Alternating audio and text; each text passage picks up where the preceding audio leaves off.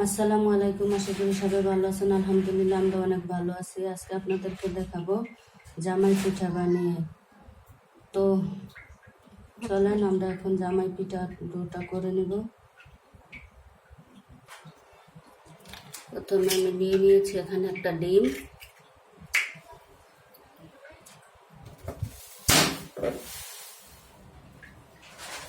তারপরে দিয়ে দিব পরিমাপ মতো চিনি। আমি বানাবো এটা জামাই পিঠাটা বানাবো আটা দিয়ে।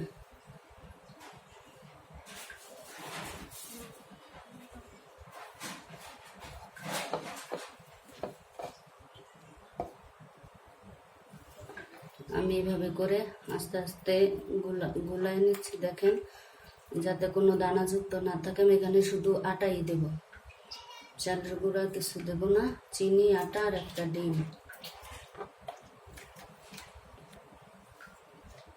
আমি এখানে দিয়ে দেব হালকা লবণ।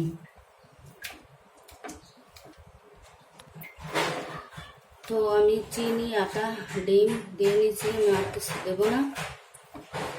তো দেখেন আমার ডোটা কীরকম হয়েছে। তো ডোটা পারফেক্ট গোলা হলে আটাটা, তাইলে হচ্ছে আপনার পিঠাটা হবে, না হতে যাবে না। আর ওখানে চুলায় আমি তেল দিয়ে রাখছিলাম। তো এখন বানাবো, চলে। তো আমি এখানে চুলায় দিয়ে রাখছি আমার এই শাঁসটা আর তেল। শাঁসটা ভালোভাবে আমি গরম করে নেব। তো তেলটাও গরম হোক, ভালোভাবে গরম করে তারপরে দেব। তো দেখেন আমি পিঠাটা দেব এখন।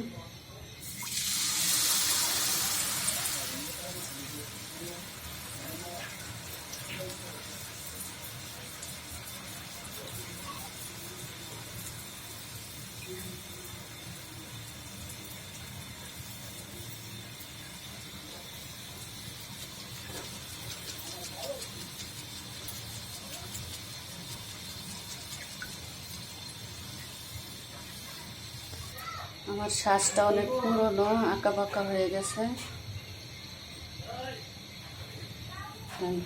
দেখেন।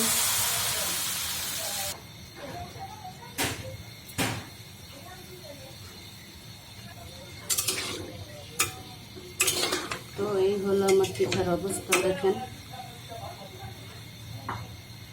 দেখেন এই কিছু পিঠা হয়েছে আমার। এরকমভাবে আমি পিঠাগুলো বানিয়ে নিচ্ছি।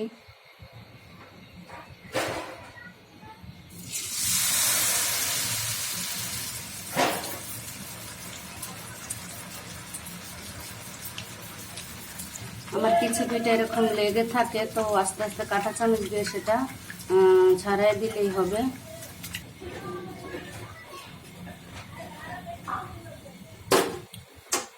যদি কোনো পিঠা লেগে থাকে তো সেটা আস্তে আস্তে একটা কাঁটা চামচের সাহায্যে ছাড়াই দিতে পারবেন।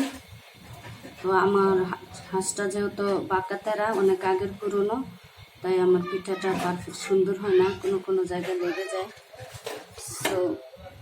তো দেখেন আমি এরকম করে পিঠাগুলো বানিয়ে নিয়েছি। আমার ভিডিওটা যদি ভালো লাগে আমার চ্যানেলটা সাবস্ক্রাইব করে দিবেন, লাইক দিয়ে কমেন্ট করে জানাবেন। আল্লাহ হাফেজ।